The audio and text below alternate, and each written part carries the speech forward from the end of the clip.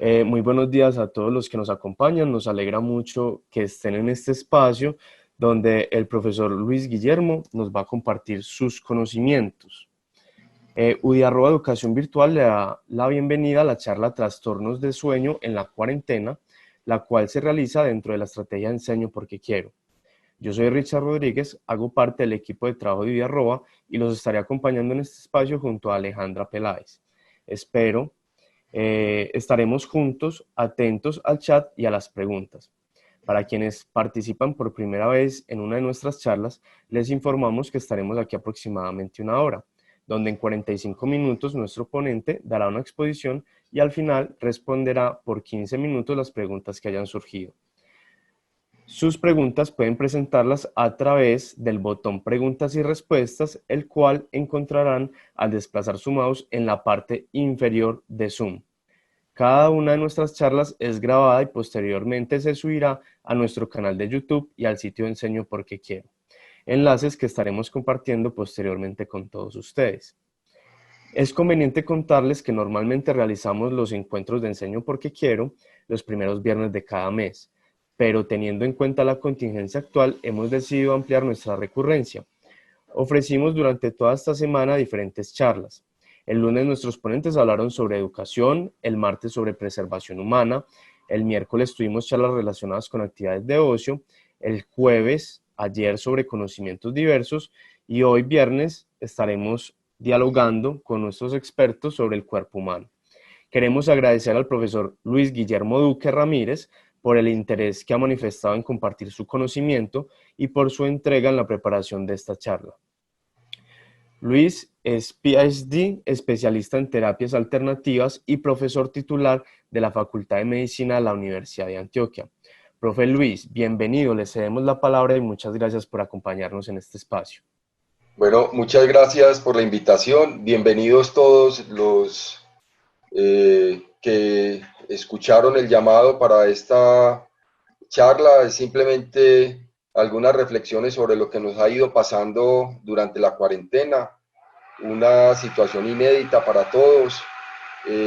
Nosotros nunca creímos que deberíamos estar en la casa cuidándonos por tanto tiempo y ahora pues con la incertidumbre de si nos van a dejar salir rápido o no, con los riesgos que implica, pues estaremos en las mismas condiciones. Entonces vamos a comenzar con esta niña que yo creo que refleja un poco todo lo que nos está pasando a nosotros. Ayuda, que alguien me ayude, que mi papá no me deja salir, quiero ir al parque. Muy bien. Una mirada pues muy amplia. Estos son expertos en dormir. Nosotros tenemos que aprender de ellos. Hay un pequeño detalle con los koalas y un pequeño detalle con los ojos de anteojos, que su dieta básica es el bambú y el eucalipto. Y resulta que en el metabolismo del bambú y del eucalipto se produce alcohol. Entonces estos animalitos que duermen plácidamente y que son ejemplo para que aprendamos a dormir, lo que pasa es que están durmiendo la rasca, están durmiendo porque en el metabolismo producen alcohol. Eh, Desde la historia de la humanidad se ha tratado de definir el sueño y en esta definición, pues entonces Lucrecio dijo de manera lógica que sueño era la ausencia de vigilia. Y para hablar de sueño, obviamente tenemos que estar de la otra parte, que es el estar despierto. Posteriormente, a principios del siglo XIX, ya con los pocos conocimientos que se tenía sobre anatomía y fisiología, ya Manish habló de la suspensión del poder sensorial, del mantenimiento de las funciones automáticas y de la suspensión de las funciones voluntarias. Y ese, digamos, describe en gran medida lo que es el sueño. Con el paso del tiempo se logró entender que el sueño no es un estado continuo, que el sueño es un fenómeno cíclico en el que pasamos de estar despiertos a estar adormecidos, a estar dormidos superficial, pasamos a dormido profundo y estando dormidos profundos pasamos a estar dormidos muy profundos. Ese ciclo, que dura aproximadamente 2 horas, se repite durante la noche entre 3 y 5 veces por noche. En conclusión, necesitamos llegar a el sueño muy profundo, siquiera de 3 a 5 veces por noche. Para lograr eso, tendremos que dormir entre 6 y 8 horas, si somos niños, quizás 10 horas, y se sabe también que en los adultos mayores estos ciclos son un poco más cortos, así que la necesidad de sueño con el paso de la edad disminuye un poco. La definición de sueño entonces es que es un estado dinámico en el que cambian las conductas y particularmente hay unos cambios en el cerebro que se pueden demostrar haciendo registros electroencefalográficos o mirando el comportamiento de las personas.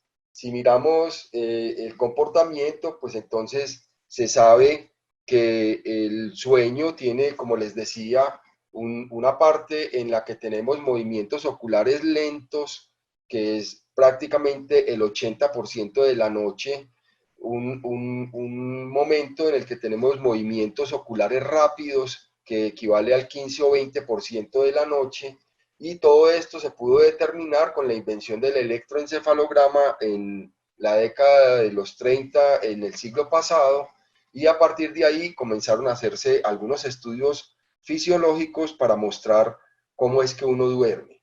Entonces, no se puede hablar del sueño sin hablar de la vigilia y un hito muy importante en esta ciencia, en esta especialización de la medicina que es relativamente nueva, que no tiene más de 40 años como tal, que es la somnología.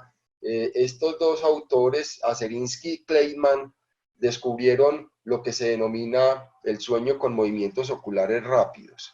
En conclusión, y para hacer pues como un pequeño resumen de qué pasa cuando yo estoy con movimientos oculares lentos o qué pasa cuando yo estoy con movimientos oculares rápidos, es como decía mi abuela, parece que cuando no hay movimientos oculares rápidos, el cerebro se dedica a barrer, trapear y sacudir.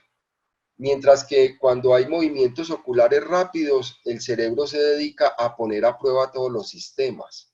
En la primera parte del sueño, en ese 80% de la noche que pasamos en el sueño no muy profundo, se están reconectando las neuronas, se está recogiendo la basurita que ha quedado después del trabajo del día, se está mejorando el sistema inmunológico para generar defensas y para producir defensas en todos los sistemas. Se está haciendo una reconexión y además una secreción adicional de hormonas que va a preparar y de neurotransmisores que va a preparar al cerebro para que ponga a prueba todo el sistema.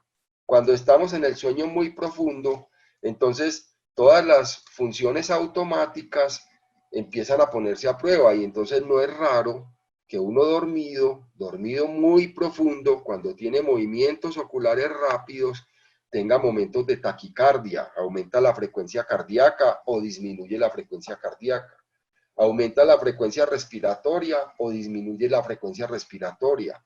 Hay cambios también en las secreciones de los líquidos digestivos para consolidar, prácticamente disminuye la producción de saliva, pero en el estómago hay producción de algunas enzimas.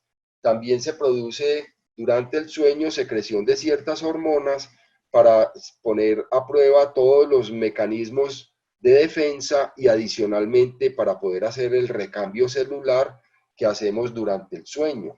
Durante el sueño cambiamos muchas células que cumplen su ciclo y eso se hace en el sueño más profundo. Y lo más importante de todo esto es que el sueño, si cumple los ciclos que se requieren, ayuda a que nosotros tengamos sensación de descanso, sensación de estar recuperando energía, pero adicionalmente se consolida la memoria y se puede tener aprendizaje.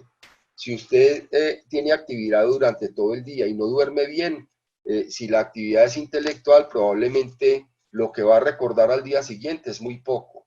Pero si usted duerme bien, va a tener mejores recuerdos, mejor memoria y va a cambiar su comportamiento con el aprendizaje diario. Entonces, ¿qué hace el sueño? Pues fundamentalmente tenemos un sueño que es dependiendo de cada especie. Y entonces en cada especie, pues lo habitual es que tengamos falta de movilidad o poca movilidad, que los ojos estén cerrados, que haya unas posturas características que hacen que cualquiera que esté dormido pues sea reconocido. Tenemos menos respuesta a los estímulos externos, al ruido, a las temperaturas, a los estímulos externos, a la luz. Cuando estamos dormidos vamos a tener muy poca respuesta. Hay aumento del tiempo de reacción, esto es obvio, pues si estamos dormidos no vamos a reaccionar a nada de los estímulos externos y muy seguramente hay mucho deterioro en la función cognitiva. Ese deterioro de la función cognitiva es que nosotros no tenemos respuestas a los estímulos externos y estamos pues en un estado de inconsciencia reversible. Miren aquí algunos ejemplos de cómo se duerme plácidamente y pues uno se va acomodando, ojos cerrados, se acomoda como puede y cada uno va teniendo pues sus mejores características. Este es el koala que les estaba diciendo y hay algunos que se aprovechan de otros, están plácidamente dormidos, pero miren dónde fue a dar el chupo de este. Hasta los peces duermen. Este es un delfín. Los delfines duermen dejando como en pausa la mitad del cerebro y con la otra mitad mantienen las funciones esenciales para poder respirar bajo el agua. Y duermen tanto que este, por ejemplo, que es una especie de delfín que se llama delfín beluga, no solamente duerme, sino que ronca. Mire que aquí está con los ojos cerrados y roncando. Aquí hay otro haciendo burbujitas debajo del agua.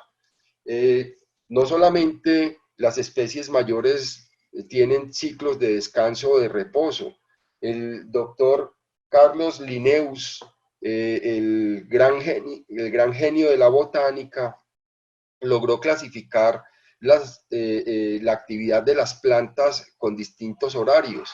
Y si ustedes miran aquí con detenimiento, pues van a ver a distintas horas plantas conocidas como la caléndula, en donde tiene su mayor expresión casi entre las 12 y la 1 de la tarde. Y hay distintas plantas que están aquí marcadas en el denominado reloj floral de Linneo. Las plantas siguen lo que se adaptaron, así como la especie humana, al ciclo de luz y oscuridad. El gran ejemplo es estos girasoles que van siguiendo la luz solar hasta declinar y entonces en las noches los girasoles prácticamente se apagan. Pero eso no es exclusivo de los girasoles, hay otras plantas. Estas dos fotografías las tomé a la entrada del patio de la Facultad de Odontología de la Facultad de Odontología de la Universidad de Antioquia. Cuando yo llegaba en las mañanas, 6 de la mañana, estaba en todo su esplendor esta plantica que se llama Galatea, y más o menos a las 10 o 11 de la mañana estaba en este estado. Son las mismas planticas, no es que aquí esté seca y que no la estén cuidando, sino que pareciera que tuviera un episodio de reposo durante ciertos momentos del día. Esto es clásico, lo conocemos todos, se llama, le decimos la adormidera, que simplemente con tocarle las hojitas, pues las cierra. Esta plantica, pues es otro ejemplo de reposo cíclico que tienen las especies. Entonces, ¿uno para qué duerme? Eso es muy importante dejarlo claro en este momento. Necesitamos dormir para que el cerebro se pueda aislar de los estímulos externos. Entonces, esto genera un proceso de renovación celular. Las células cerebrales se están renovando constantemente. Se sabe, por ejemplo, que si privamos a una persona de sueño por más de 3 días, las consecuencias son estrés agudo. Entonces, cuando a uno los pacientes le dicen que llevan años sin dormir, hay que empezar a esclarecer qué es esa sensación que tiene el paciente. Es imposible que un ser vivo no tenga periodos de reposo de manera cíclica. Y en el caso del sueño, lo que sí puede pasar es que uno tenga una mala percepción del descanso. Pero todos los mamíferos, todas las especies, necesitamos momentos de reposo. ¿Qué pasa en el sueño entonces? Pues hay recambio celular, se evita la degeneración de las neuronas, se reduce el consumo de energía en un momento dado y necesitamos dormir de forma completa y hacer los ciclos que se requieren porque digamos que es más importante dormir que comer. En algunos momentos, como medio de protesta, la gente hace ayunos prolongados y le dicen a uno, lleva 10 días, lleva 15 días, lleva 20 días sin comer, agotando las reservas energéticas que el protestante tiene. Pero también se sabe, y esta es una estadística relativamente vieja del año 2000, de la Asociación Americana de Automovilistas, en donde se dice que hay en ese momento había cerca de 100.000 accidentes de tránsito debido a somnolencia diurna. La somnolencia diurna es la consecuencia lógica del mal dormir. Entonces, ¿cómo sé yo si estoy durmiendo bien o no estoy durmiendo bien? Dependiendo de su vitalidad de qué tan alerta esté durante el día y si es capaz o no de cumplir con todas sus obligaciones durante el día. Si está somnoliento, habrá que mirar si tiene pocas horas de sueño, si tiene sueño de mala calidad, si tiene sueño interrumpido, si tiene sueño insuficiente o si tiene malas condiciones de higiene del sueño, que con eso vamos a cerrar esta conferencia más adelante. Consecuencias de no dormir bien, pues aquí tienen una gravísima, los accidentes de tránsito, y entre las funciones que se conocen cuando uno estudia fisiología, entre las condiciones y lo que hay de que para qué es el sueño, pues entonces tenemos que restaura pues la restauración celular del cuerpo y del cerebro, es un método de adaptación o es una estrategia de adaptación corporal. Y hay una cosa muy curiosa. En este momento se sabe que si uno no duerme, tiene alteraciones o no duerme suficiente o no duerme de manera correcta, tiene dificultades para la consolidación de la memoria. Se sabe adicionalmente que uno, cuando pasa de despierto a dormido, en la medida que se va profundizando, disminuye la temperatura corporal hasta en 1 grado. Prácticamente uno como que hibernara y esa hibernación logra hacer que el cerebro se desconecte de los estímulos externos. Lo encontré en el Banco de la República, en el Museo del Oro, el pensador que nos conecta entonces con esta vida y con la otra. Es una estatuilla que está expuesta en el Museo del Oro del Banco de la República. ¿Cómo sé yo si alguien está dormido? Pues uno son la parte actitudinal o la parte que ya describimos y dos es hacer una prueba que es esencial para los estudios en los trastornos de sueño. Debe quedar claro para todos los que me están escuchando y están viendo la presentación que la polisomnografía de sueño nocturno es un examen maravilloso, es excelente. Con él podemos esclarecer muchos de los trastornos del sueño, pero no a todos los pacientes que tienen trastorno de sueño se les debe ordenar. Es decir, hay unas indicaciones precisas para la polisomnografía de sueño nocturno. Y básicamente la principal indicación para hacer una polisomnografía de sueño nocturno es que haya situaciones de apnea y de ronquido, que la persona, alguien lo vea que para de respirar mientras duerme o que es un roncador con pausas. Hace mucho ruido mientras duerme, pero adicionalmente para de respirar mientras duerme. Esas personas necesitarían de manera obligada una polisomnografía de sueño nocturno para poderles ayudar. En otros casos, Hay otras indicaciones, pero un paciente que tiene insomnio o un paciente que tiene pesadillas o un paciente que tiene sonambulismo no necesita una polisomnografía de sueño nocturno. ¿Qué se mide en la polisomnografía de sueño nocturno? Pues ya estaba ahí expuesto. Hay un montaje con unos cables que se ponen en el cráneo, se pone otro transductor aquí cerca de los ojos para mirar si hay movimientos oculares, aquí en la zona del deltoides y en la pantorrilla para saber si hay movimientos musculares, se pone un cinturón aquí alrededor del tórax y otro alrededor del abdomen para mirar las características del esfuerzo respiratorio, se pone otro transductor en la nariz para mirar la concentración de oxígeno y con todos estos registros nosotros podemos tener en un momento dado la posibilidad de definir si el paciente está cumpliendo todos los ciclos, de todos los momentos o todas las etapas que representan el sueño. En este cuadro, pues se ve así de manera global, no lo vamos a leer pues completo, pero estas son las condiciones de un sujeto que está despierto, estas son las condiciones de un sujeto que está en el sueño sin movimientos oculares rápidos, es decir, que está en el sueño superficial y que es básicamente el 80% del tiempo que uno pasa dormido. Y estas son las características que se encuentran en la electroencefalografía y en la polisomnografía de cómo se encuentra un sujeto que está dormido muy profundo. Si ustedes miran, voy a poner simplemente el tono muscular.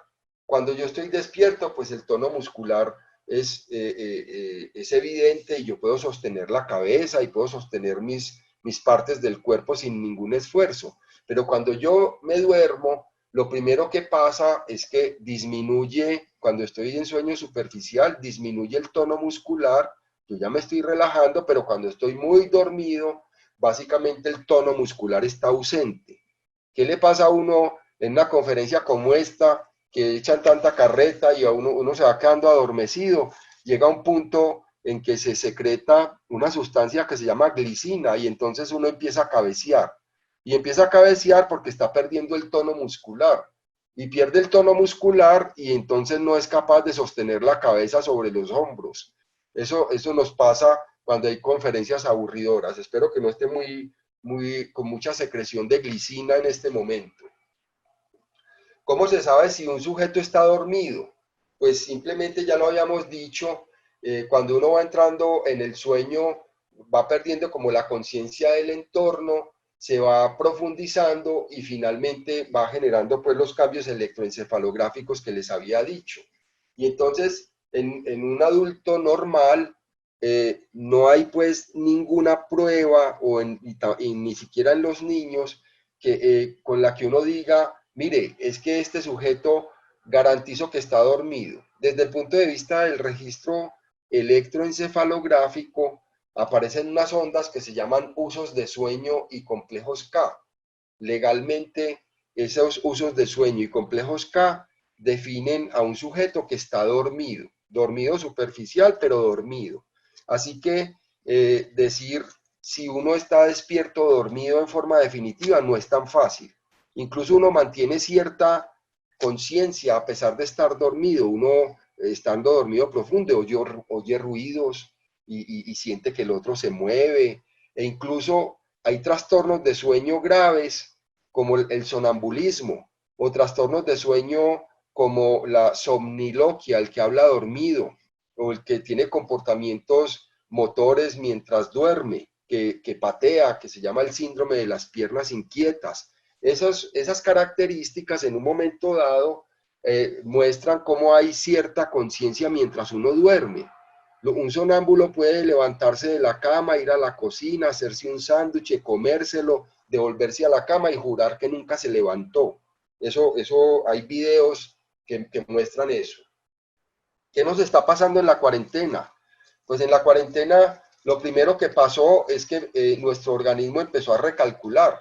Nosotros dependemos de un ritmo biológico, nosotros dependemos de un reloj biológico, dependemos de la luz y de la oscuridad, pero adicionalmente dependemos de una cantidad de funciones en las que nos hemos ido metiendo, el desplazamiento, necesidad de dormir, bañarse, comer, vestirse, estudiar, laborar, todos esos asuntos que en un momento dado ocupaban nuestra vida, pues cambiaron hace 5 semanas y a partir de ahí estamos recalculando. Y en ese recalcular, pues obviamente esto genera estrés, genera ansiedad y genera muchas preguntas para las cuales en un momento dado no tendríamos respuestas inmediatas. Entonces en la cuarentena es normal que uno pueda tener ansiedad, es normal que haya alteraciones en lo que habitualmente hacíamos. Ya no nos estamos acostando a la misma hora, ya no estamos durmiendo el mismo número de horas, ya con la facilidad de estar en la casa y de pronto con la falta de disciplina que nos caracteriza a los colombianos, pues uno dice, pues una siestecita. Y creo que a muchos de los que me están escuchando les pasó que la siestecita empezaba a la 1 de la tarde y terminaba a las 6 de la tarde. Y que ya cuando llegaba la hora de irse a dormir, que acostumbraban a ir a dormir, pues ya no son capaces de dormirse. Entonces empezaron a aparecer lo que se denominan los retrasos de fase. ¿Qué es un retraso de fase? Que uno empieza a dormir y empieza a acostarse más tarde porque tuvo muchas distracciones o porque tuvo poca actividad física o porque tuvo poco cansancio durante el día y entonces ya no es capaz de dormirse a las 10 o 11 de la noche como antes, sino que empieza a dormirse a la 1 o 2 de la mañana, a buscar el televisor, a buscar pantallas, a buscar el celular, a buscar otra cantidad de distractores que enseguida pues les mencionaré que hay que evitarlos en todo este proceso de la cuarentena y en la vida diaria cuando volvamos a otra relativa normalidad a la que nos van a ir autorizando progresivamente. Entonces, en la cuarentena estamos actuando sobre distintas variables fisiológicas, estamos cambiando el tiempo, los horarios, estamos cambiando las actividades, nos está dando trabajo hacer ejercicio dentro de la casa. Por ahí me mandaron un meme muy diciente, decía, empecé a hacer ejercicio en la casa y ya abandoné porque el tiempo no me da. Entonces, al día siguiente ya había abandonado. Hay que actuar eficazmente para reforzar ese reloj interno. Es decir, la primera recomendación durante la cuarentena para que podamos mantener la salud es que hay que mantener las rutinas. Hay que levantarse, hay que bañarse, hay que vestirse como si uno fuera a salir y empezar con unas rutinas, ojalá pues tomar el sol, que es esencial, pero adicionalmente tener unas rutinas no solamente para el trabajo y para la cotidianidad, sino también para los momentos de descanso que también tienen que estar limitados. El sueño es esencial porque refuerza el sistema inmunológico y básicamente es el que garantiza nuestro estado de ánimo. Lo otro que no podemos perder en la cuarentena es esto.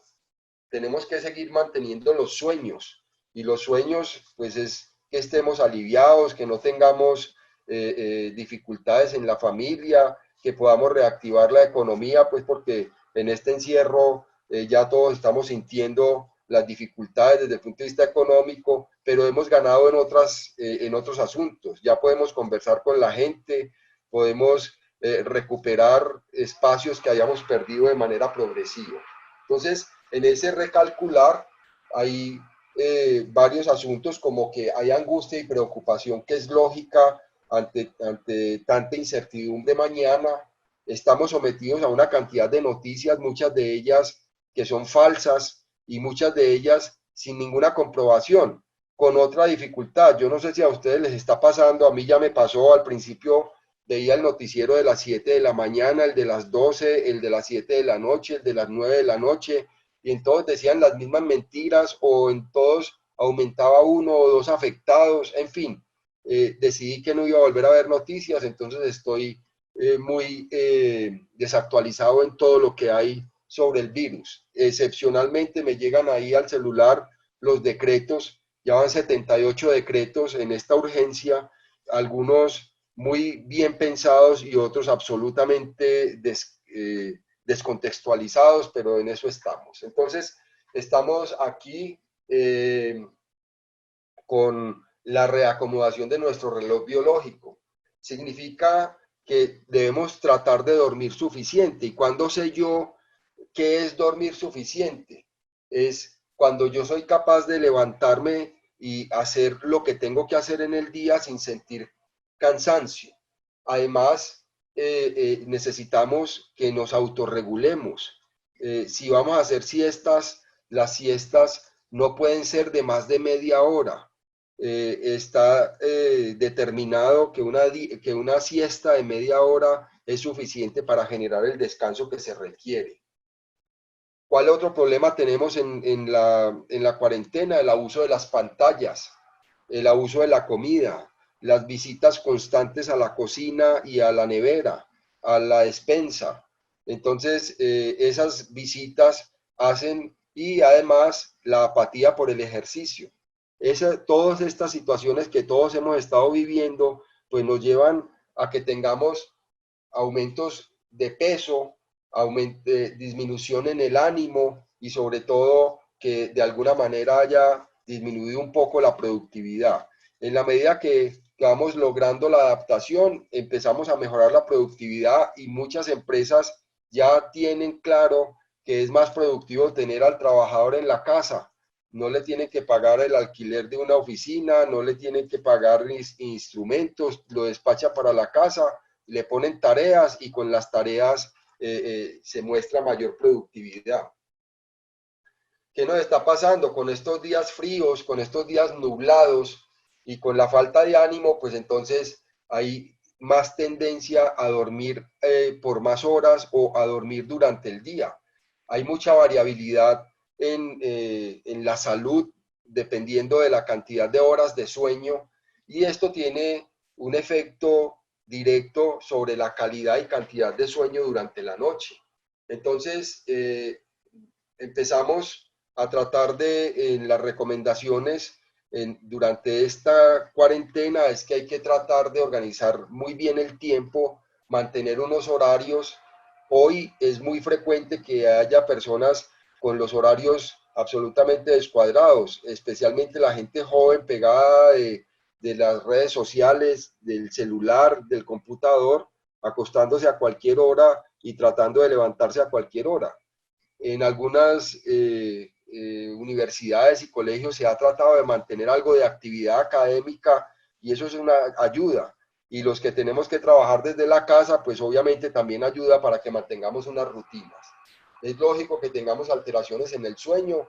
Les voy a hacer recomendaciones finales enseguida para que tratemos de mantener el sueño, el descanso y la vitalidad.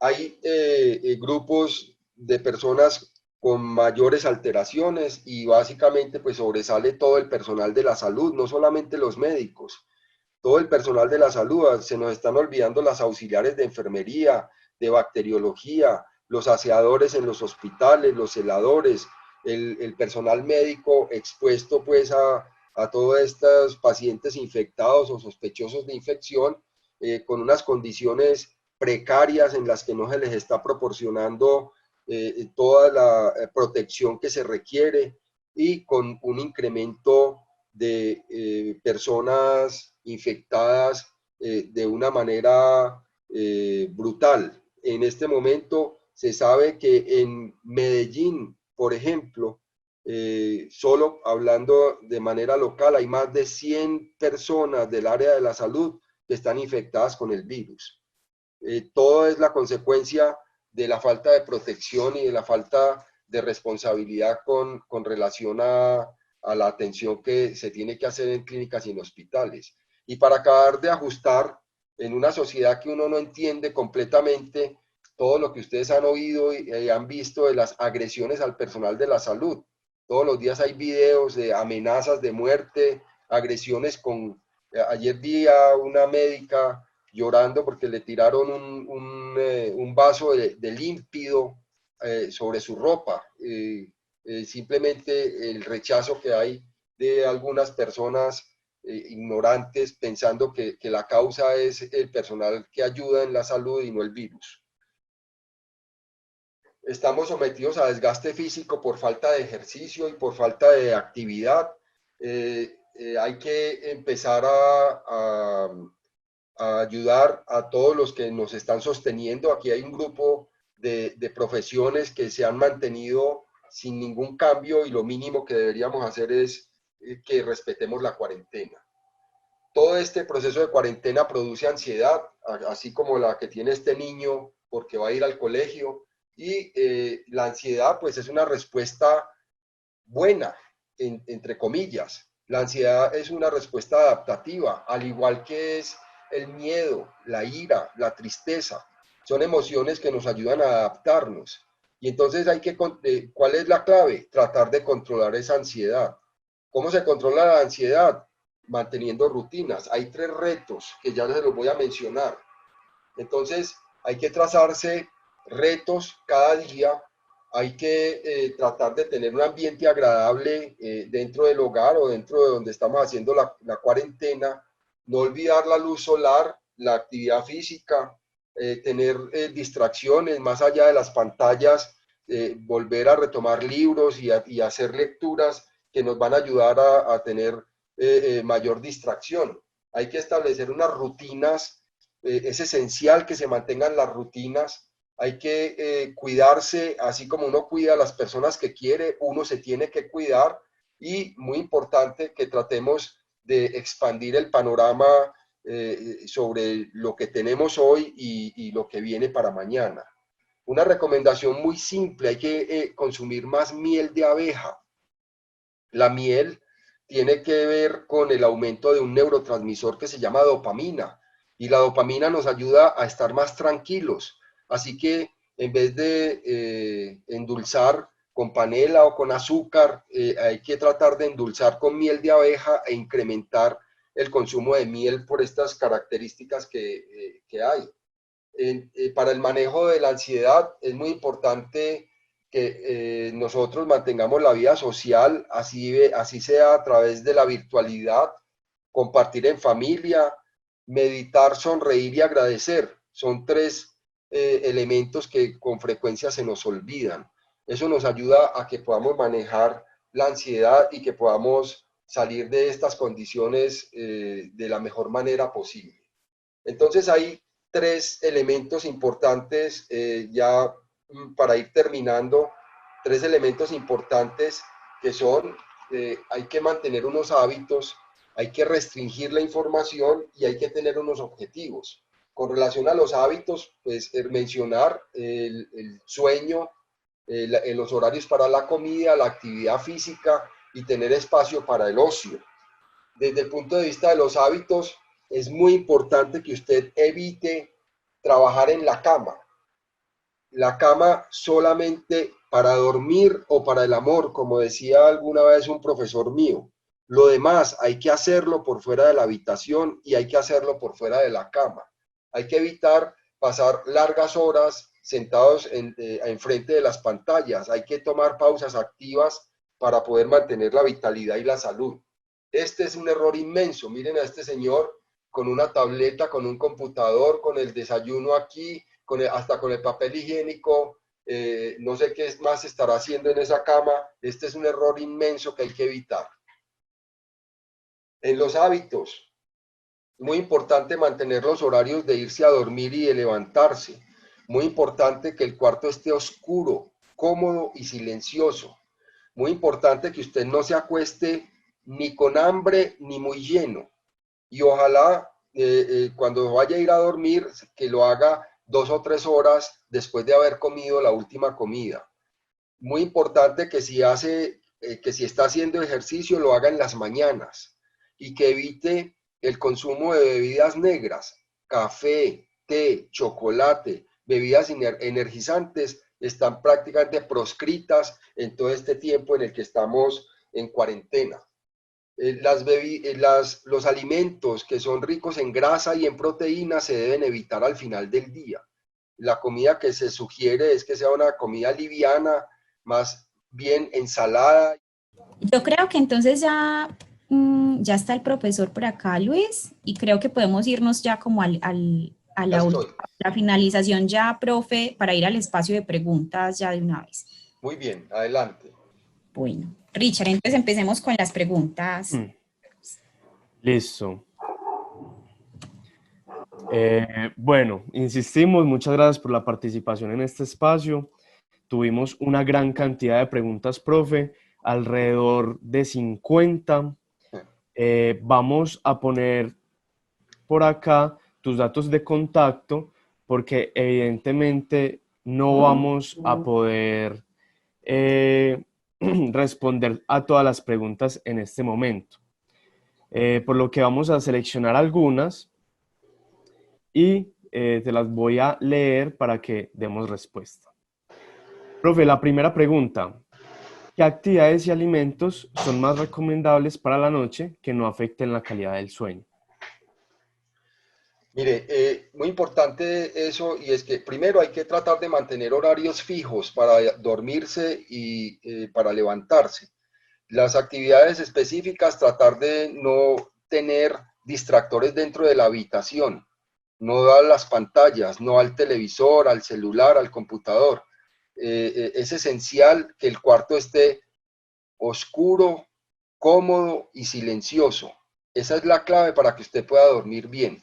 Entonces, actividades que no impliquen estar enfrente a luces muy intensas, porque eso disminuye la producción de melatonina, que es la hormona esencial para que usted pueda comenzar el sueño.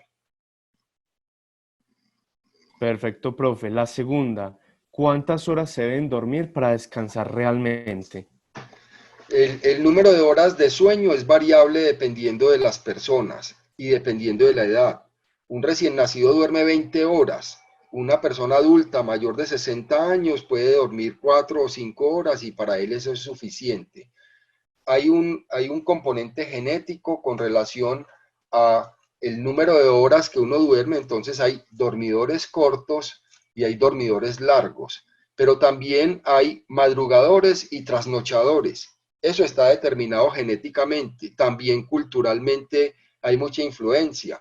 Aquí en Antioquia decimos que al que madruga Dios le ayuda, entonces prácticamente se obliga a todo el mundo a que madrugue. Pero se sabe que por biotipo y por genética hay gente que prefiere trasnochar y levantarse tarde. Entonces, el número de horas es variable. En un adulto debería ser entre 6 y 8 horas por noche. Perfecto, profe. ¿Se puede decir que se durmió bien a pesar de sentirse cansado por la mañana? Cuando uno tiene la sensación de que está cansado en la mañana, probablemente no ha dormido bien, o ha tenido un sueño interrumpido, o no ha logrado profundizarse. Pasó la noche entera dormido, pero estaba en sueño superficial.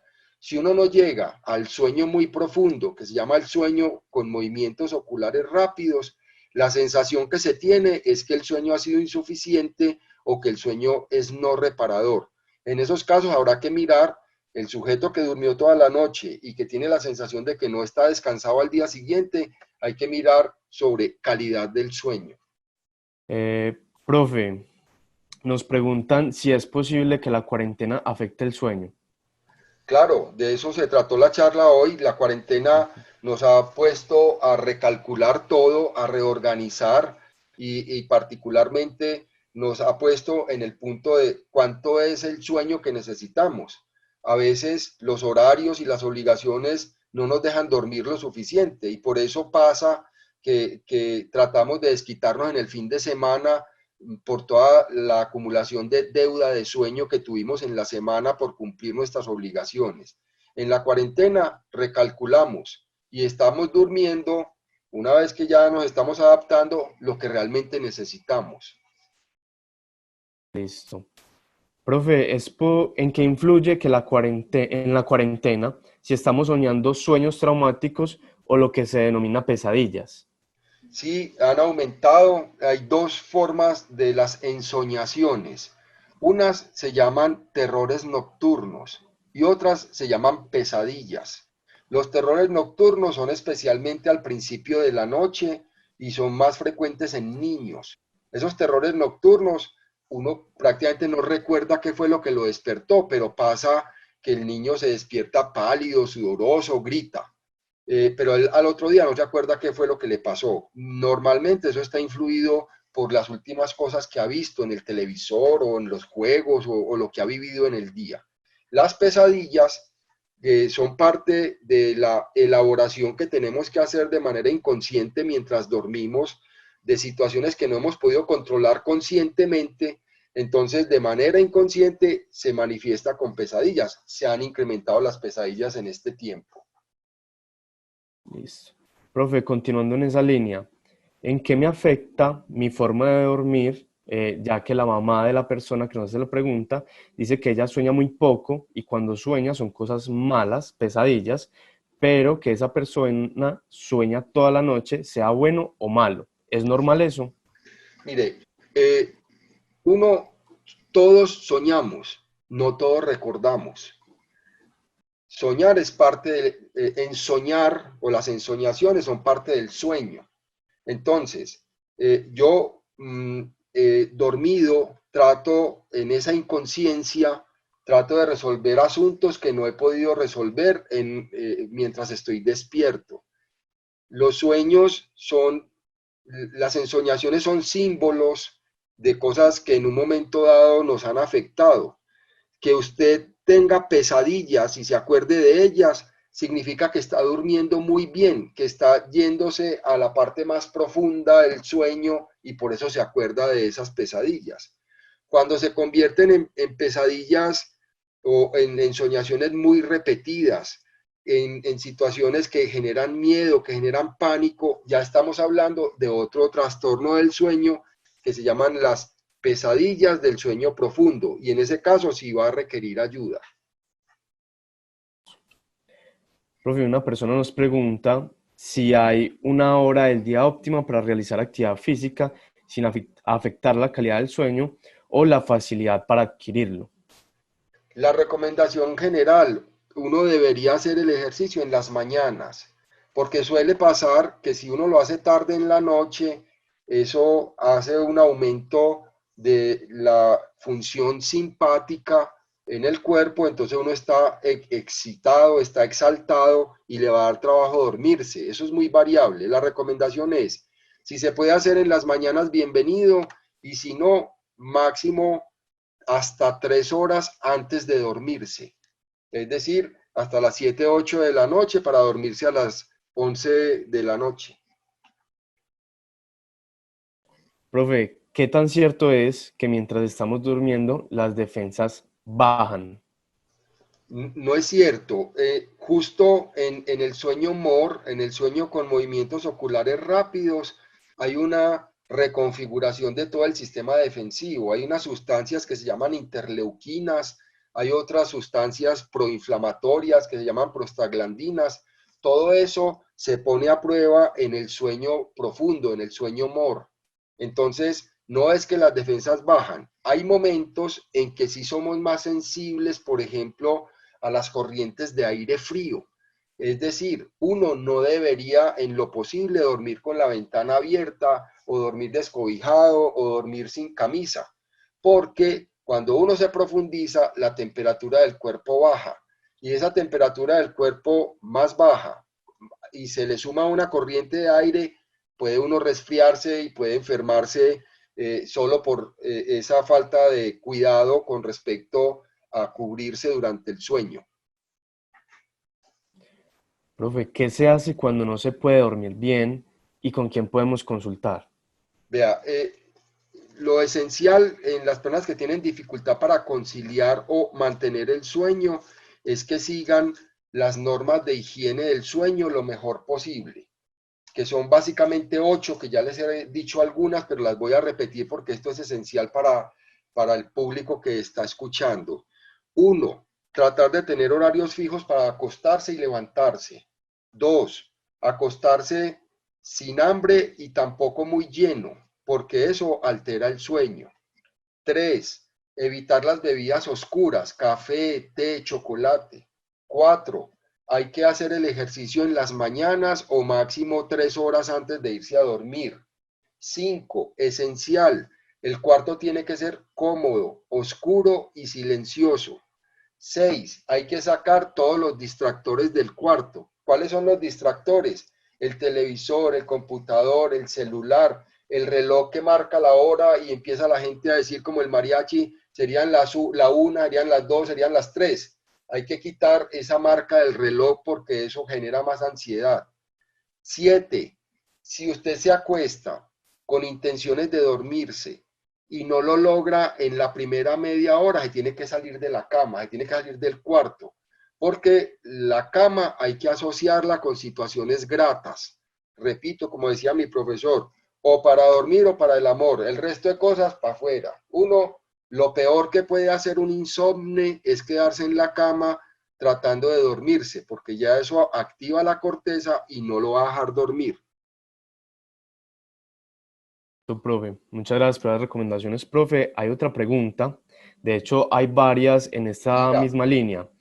El ciclo del sueño, si el ciclo del sueño es más largo de lo normal, ¿hay algunas repercusiones negativas? En esa misma línea hay varias preguntas como si dormir más de 10, 12 horas repercute de manera negativa. Mire, el número de horas que uno duerme probablemente es el número de horas que uno necesita, pero a veces las necesidades del sueño aumentan si su calidad de sueño no es muy buena. Si usted no se profundiza, si usted no llega a tener sueño humor, usted puede pasarse 10 horas acostado durmiendo y al otro día se siente cansado. Hay otras alteraciones que producen cambios en el ritmo del sueño, alteraciones de la tiroides, problemas con el control del azúcar en los pacientes diabéticos, los pacientes hipo o hipertiroideos, los pacientes ansiosos.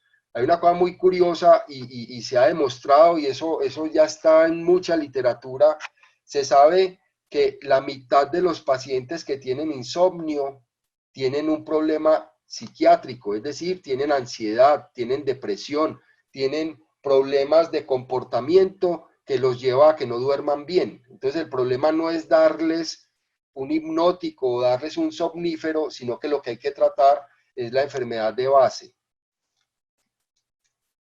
Perfecto. Alguien nos cuenta un caso y es que su hijo es noctámbulo, pero en la cuarentena se ha incrementado. Tiene los ciclos invertidos, duerme de día y trabaja de noche. ¿Podría haber daños? No, vea, ese muchacho está cayendo en la trampa que mencioné en la conferencia. ¿Cuál es la trampa?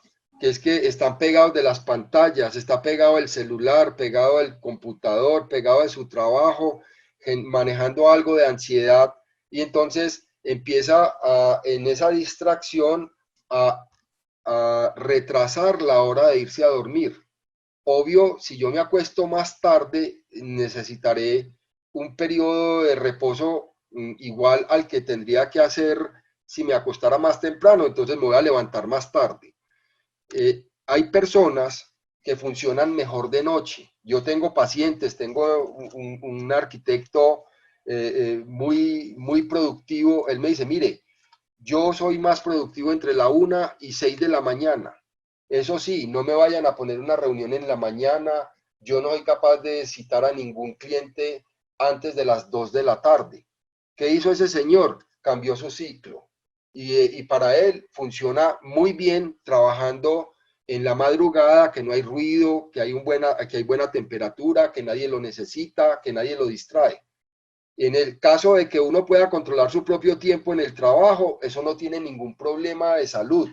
La realidad es que la especie humana evolucionó para dormir de noche y para estar produciendo de día.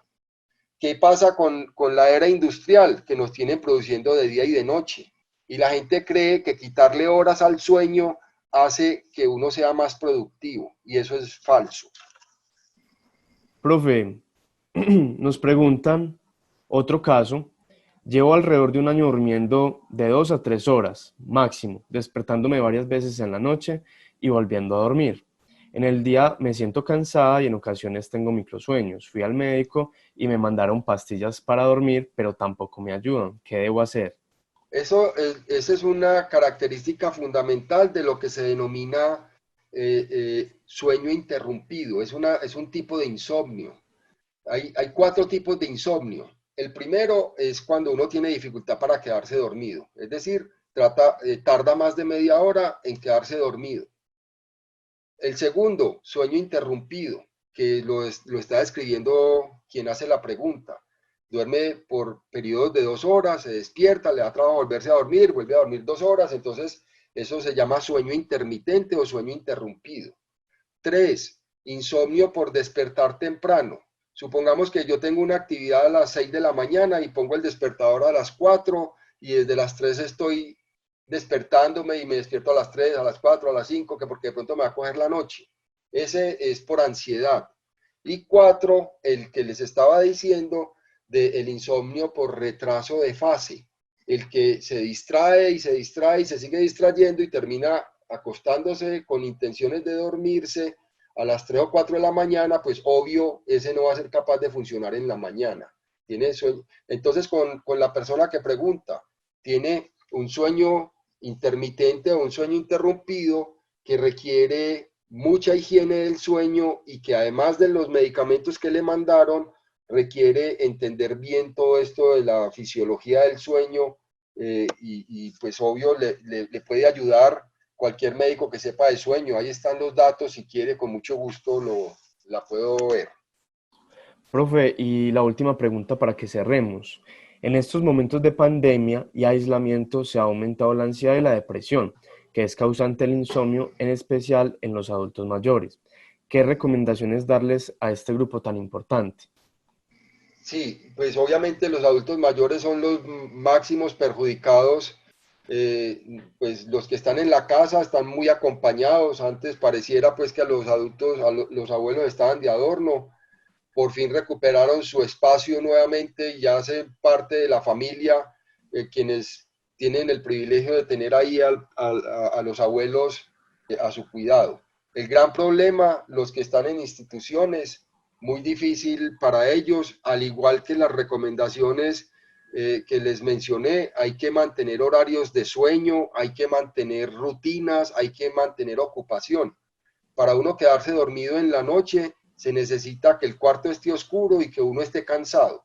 Si usted en el día no hizo nada y no tiene ninguna ocupación, ni mental ni física, seguramente va a tener trastornos de sueño que lo van a acompañar, especialmente en la conciliación. Eh, bueno, profe, muchísimas gracias por acompañar este espacio, muchísimas gracias a todos los participantes. Sabemos que nos quedaron muchas preguntas sin responder, ya que es un tema bastante interesante y además de interesante, que es completamente vinculante para todos. Si hay alguna otra pregunta, se la pueden enviar al profesor a través de sus datos de contacto que tuvimos en pantalla durante la sesión de respuesta de las preguntas. Profe, agradecerte mucho por este espacio y no sé si tienes algunas preguntas finales, Eh, algunas palabras finales, perdón. sí, no, muchas gracias a todos los asistentes. Yo veo en el chat muchas preguntas. Ujú. Si en algún momento podemos programar alguna otra charla de un tema en particular, del insomnio, del síndrome de piernas inquietas, de la apnea y el ronquido, del enfoque que se tiene que hacer a los pacientes, con mucho gusto, cuando me inviten, vengo.